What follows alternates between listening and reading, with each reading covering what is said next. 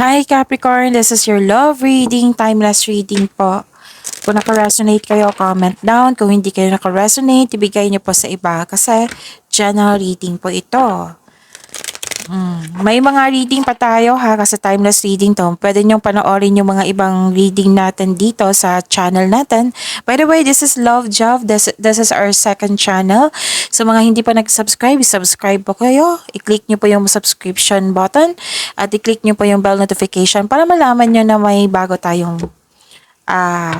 video. So may mga reading pa tayo for Capricorn. So i-scan nyo lang po dyan sa channel natin. Okay? Spirits guide, ano po yung gustong sabihin ng person ni Capricorn sa kanya? I need 4 cards po. Ang dami nito. I think that you are better off without me. Don't forget about me. I haven't forgot about you.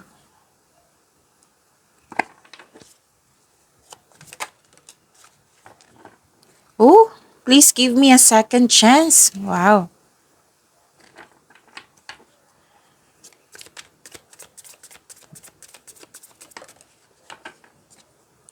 No matter what happens, my heart will always belongs to you. Wow naman.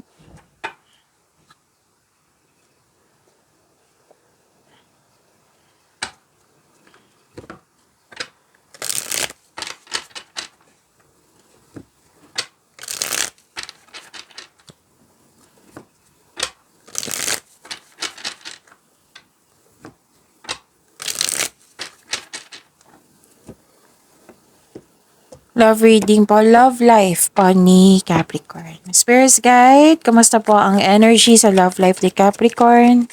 I need 2 cards po.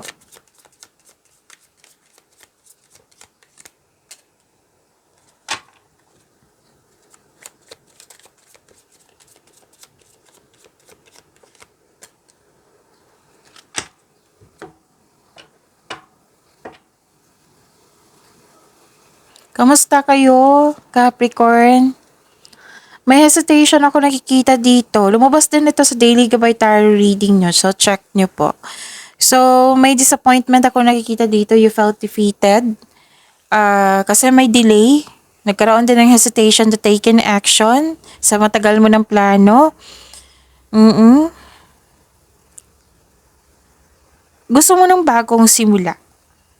Pero yun nga, may hesitation, doubt, yan yung nakikita ko eh. Or fear of change. Hindi makagawa ng desisyon. 2 card na mismo nagsabi dito. So, ano ba yung desisyon mo, Capricorn?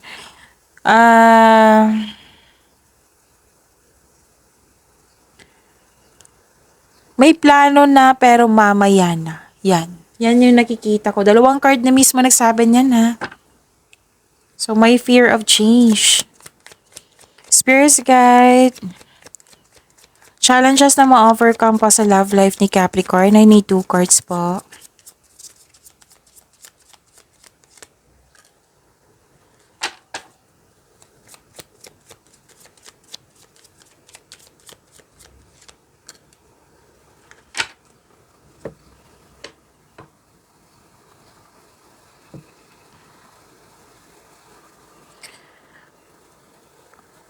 So this is,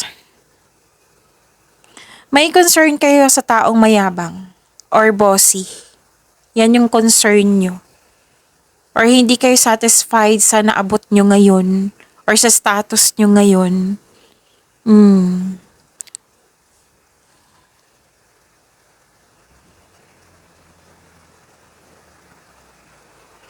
At may nakita rin ako ditong unfair treatment, bias, false accusation, injustice.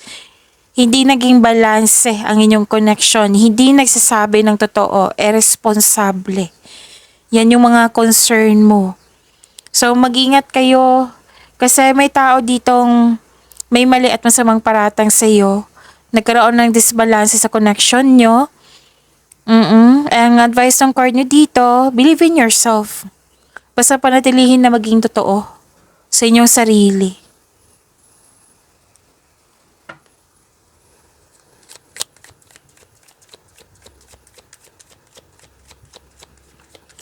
Spirit Guide, ano po yung next action ng person ni Capricorn? Ano pa po yung gusto niyang sabihin kay Capricorn?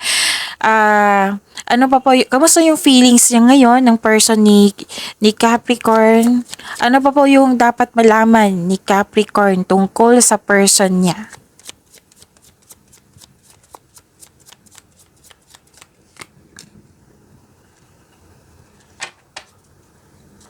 Mm.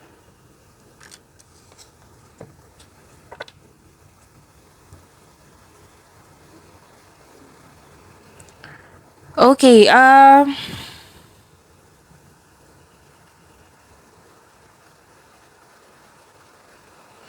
actually, this person is okay.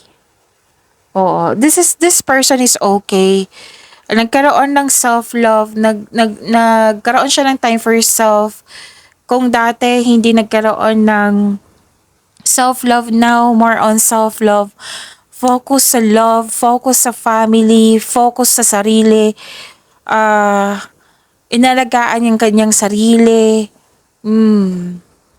At and this person is nagkaroon ng peace and happiness. Oo. May positive emotion flow ako nakikita dito. Nagfo-focus ito sa self-love, lalo na sa self-love. So, may development sa kanya. Kung may reklamo kayo sa kanyang pag-uugali, may pagbabago akong nakikita sa kanyang pag-uugali. At actually, ano to full of love. Yung, pwede din marami siyang ginagawa ngayon, busy siya sa mga trabaho niya, and may nagbago talaga sa taong to, which is para sa ikakabuti niya.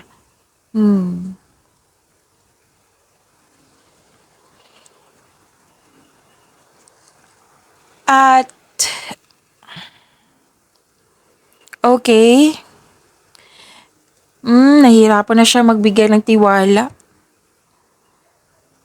Nahihirapan siya magbigay ng tiwala ng dahil sa mga nangyari. Pwedeng tiwala sa kanyang sarili or tiwala sa inyong relasyon, sa inyong connection, or nahihirapan siya magbigay ng tiwala ng dahil sa mga nangyari po.